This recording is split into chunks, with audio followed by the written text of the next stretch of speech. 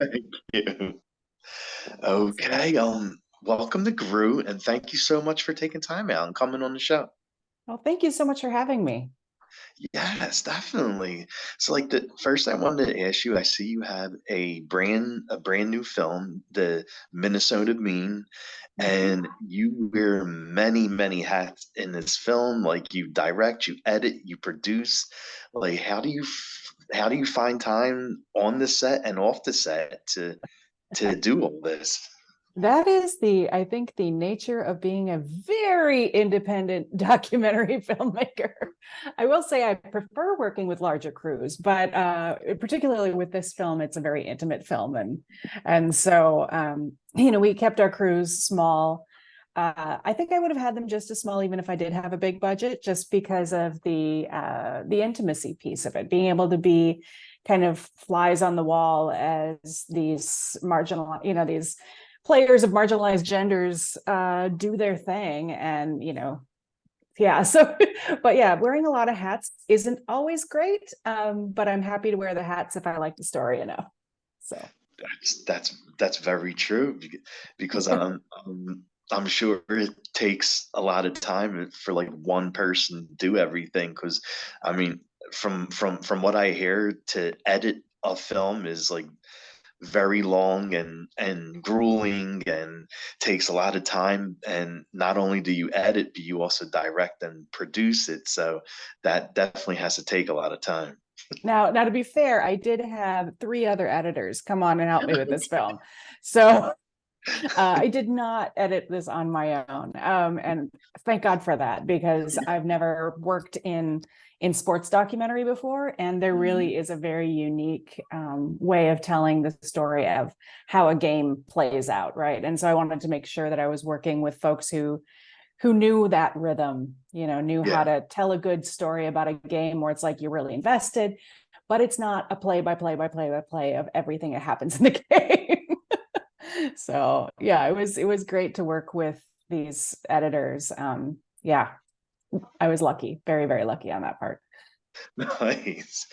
And what inspired you to want to make a film about the roller girls, derby, and I mean, there's a ton of woman sports. Like, what inspired you for this one? Well, I have to say that I had a really close friend named Lisa who joined the Minnesota Roller Derby. And knew nothing about roller derby at the time, and was, kind of shocked that she would join such a rough and tumble sport. Yeah. And then saw the community that was created by the sport. And I was just like, these people are amazing. I've been telling people I'm actually pitching a roller derby series now. I'm in development on one. Oh, And wow. I was like, you point your camera at any roller derby player and you're going to have a good story, because this sport really brings um, people who have a story to tell. You don't come to roller derby as a vanilla person. That's All these people are at least chocolate, maybe with sprinkles, you know, and I that's a love good way that. of putting it. So And for anyone who don't know about the film or know about derby, can you tell us a little bit about the film? sure. So Minnesota Mean focuses on six players of the Minnesota Roller Derby. They're one of the top teams in the world, as they are fighting to win the world championship, which is called the Hydra. And the film is really following their personal journeys. And so, it's about roller derby. It's about this crazy sport where people do crazy things and have fun names like Shiver Me Kimbers and, Brickyard and Gertrude Stein, all these really fun names and fun color. But it's also about, what it is to be, I think, a female or non-binary person in the world today, having to balance all of the things that we balance, whether it be family, work. Each of these players has a different journey. I could think about Switch Please is a player from Washington, D.C., who moves mid-season to Minnesota and is thrown onto the team. Now, this is a much more competitive team than what she came from, and she's got to figure out how she's going to level up, how she's going to, meet the expectations of this whole new crowd. It's kind of like getting a job, getting a promotion and being thrown to be the head of a department that you didn't realize you ever, and you're like, oh God, yes, I can do that. Yes, I can do that. But inside you're dying and you want that opportunity. So, I mean, like there's little stories like that, I think, throughout the film that really, that's what I'm excited about. I'm excited about how it explores, what it is to be, what it is to be a fully fleshed out person today, non-binary person, or woman. Yeah, definitely. And what I love about the film, like these girls, they have so much passion, and they're roughing it up and trying to get to the top spot, and but the passion that these girls have is so great. Like, what do you love most about the roller girls, the Minnesota Rolling Girls? I think that Minnesota is a unique team in that, it's the middle of the country. It's a major city, but we're not on the coasts. And so I think in some ways we have something to prove. And, whether that be roller derby or anything else, we're dying to prove it. I mean, as a filmmaker, I'm dying to prove that there's great stories in Minnesota, right? So I think that they also have a particular culture that they're coming from in Minnesota, which is stoic, and we don't talk about our feelings, and so they stick out like sore thumbs within Minnesota. Yeah. So they're kind of, yeah, I just love the Minnesota roller derby, and I love what they're doing for women's sports. I mean, honestly, my 11-year-old daughter is going to be joining their junior league this fall. Oh, wow. Yeah. And it was from watching this film and then going and seeing them live and being like, oh my God, this is amazing. We get to do this. We get to like hit people and it's okay. We get to take up space and it's okay. I want to do that. So yeah. I've always been a fan of that, of the roller derby. I'm a big wrestling fan, and I always called it wrestling on skates. Yeah. I mean, there's definitely rules, but yes, it can sometimes look like wrestling on skates for sure. And it's so fun to watch once you understand the basic how the game works. Oh, Just watching them clamor to get past one another, or I jumping. Oh my gosh, the apex jumps are amazing. When they're on roller skates, I know. going around a corner, jumping over a corner. I mean, it's just like, yeah, the things they do on skates, I can't I do know, on it's my own feet, crazy. right? Yeah. Yeah, so they're great. And by doing the film and making it and meeting the girls, like, did you learn anything about the girls and about the sport that you didn't know? Um, I think I just fell in love with them as I shot this film. When you first start anything, it's always, getting to know people and will they Yeah. open up, and I have to say that, midway through the season, there's a few things that happen in the film, which I will not give away, um, that they opened up about, and they didn't have to. And being enveloped and embraced by this community was beautiful. And I think part of that was because I had a friend who played with them that they trust. In fact, when we had our world premiere, I think it was Gertrude Stein was like, felt pretty good that Bernasty, which is my friend, that Yeah. Bernasty wouldn't do us dirty. She wouldn't give us somebody we couldn't trust. So yeah, the trust was there, and because of that, the stories are they they move me. I mean, I still cry when I watch this film at moments. Yeah. So yeah. And did you ever have the urge to put the skates on and try it? Oh no.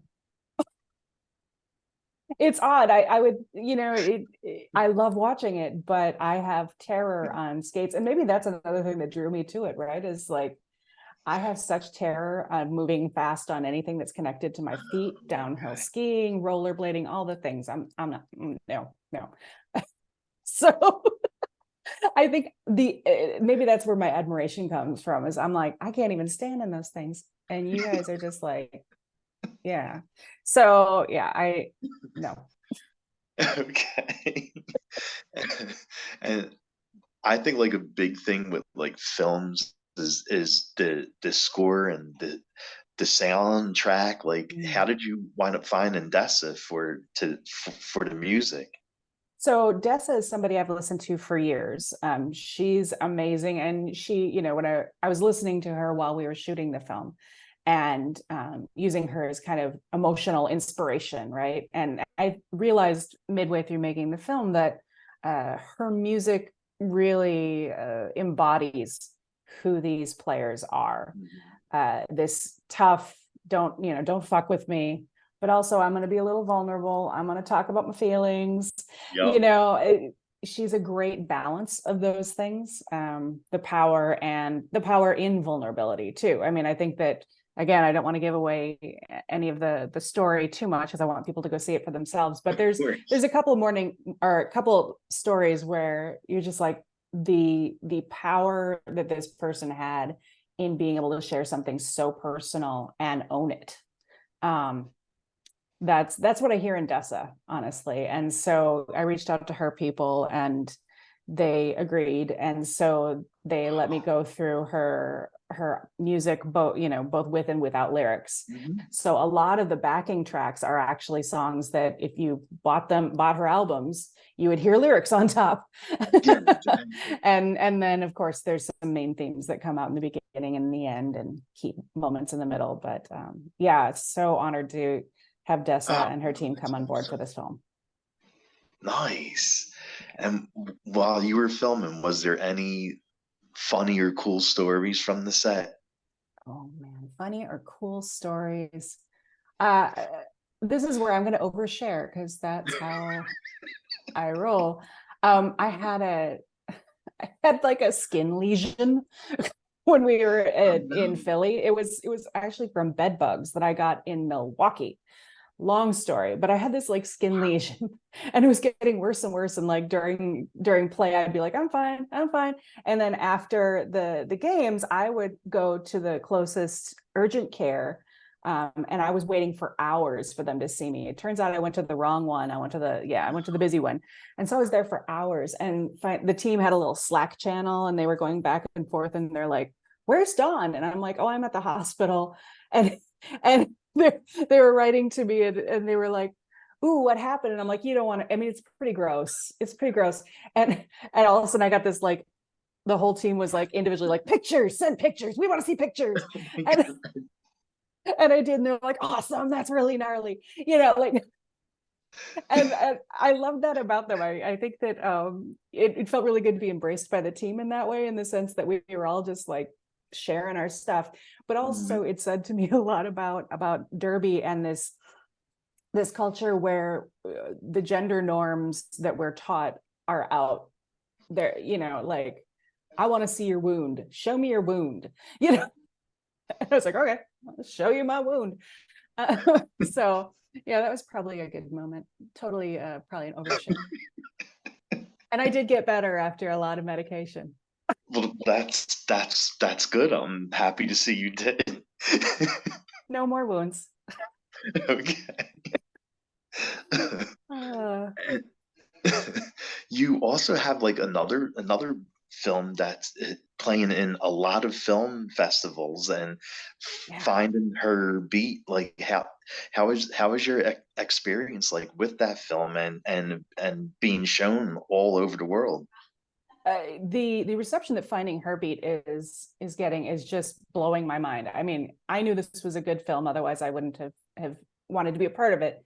But yeah, I mean, we're at over 40 festivals, and a majority of them were winning awards, and we're actually going to do a theatrical run this fall. We're going to Japan this fall. Yeah, it's kind of it's opening a bunch of doors, not only for us, but also for, you know, as filmmakers, but also for the women in the film. So yeah, that film was actually, I shot that after I shot Minnesota Mean, and then the films were edited in parallel. So they do influence one another. I've yet to have a screening where they're at the same festival back to back, but I kind of wish I could, because they do have similar feelings. They very different stories, but I think what ties them together is the journey of really powerful women who don't necessarily adhere to the gender expectations, and yeah, kick ass in their various. I love it. Yeah. Oh, and the And other thing, you know, I learned from both films, I will say, is the importance of having a crew that reflects your subjects, the people in front of the camera. And so with both films, there is a majority of female folks on the crew, female or non-binary folks on the crew. And I think that does make a difference. I mean, we've got some wonderful men involved as well, but moving forward, I'll say, having learned from that, these two films, I will not have a crew that doesn't reflect the people in front of the camera moving forward, like, period. And if they're men, great. But I tend to tell stories about women, so we'll see how it goes. okay, there you go. And I always ask guests, this has nothing to do with the films. I'm a big horror fan, and do you like watching any horror movies? You know what? Horror is a funny genre to me, because it's not something I'm drawn to. Yeah. But when I'm hanging out with people at film festivals, if I'm hanging out with somebody and I'm really getting along with them, if they're not a documentary filmmaker, 9 times out of 10, they're a horror filmmaker. And I cannot tell you why, but it is fascinating. The kindest people make horror. And I I'm know. just like, what is that about? Yeah, no, I mean, the closest I come to the horror genre is probably like, and it says something about me, True Blood, you know, more of that kind of thing. It's not so much the Freddy Krueger or anything like that. Oh, I liked Get Out. I thought Get Out was great. That was really So good. yeah, but it is weird. Horror people and doc people, I think, have a lot more in common than we'd like to admit. Definitely. Like, I go to a lot of horror cons, and they're like the nicest, most loyal fans like you could ever meet. Right? Yeah. No, and maybe it's something to feeling a bit like you're an outcast, and, you know, having a different perspective on the world than other genres of film. I'm not sure, but whatever it is, it's always a novelty to be like, you're a horror filmmaker, aren't you? Exactly. Because I like you. Yeah. And last question, I know you're busy with a whole bunch of interviews today, so I'll ask Thank you. one final question, and Okay. that is, where could fans follow you at and follow your films at? Well, they can follow me at like Emergence Girl, Emergence GRRL is my handle on Instagram. I have a website, emergencepictures.com. My films both have Instagram, Facebook, and websites. You can find them through the Emergence Pictures website. That's maybe the easiest way to find all the things in one place. But Minnesota Mean definitely has its own presence, and yeah, it's going to be a fun time screening in San Jose for the CineQuest this coming week. Oh, It's coming up soon, week and a half. okay. Well, if you ever come in Philly, I'll definitely go and see the movie. I would love to scream. Maybe that too. I'd love to screen in Philly, just because that's where the final scenes are, or that's where, you know, that's where the big things happen. So Oh, yeah, yeah, of course. Philly's perfect. Well, thank you so much for taking time. It was really fun meeting you and chatting. You too. Thank you so much. Thank you.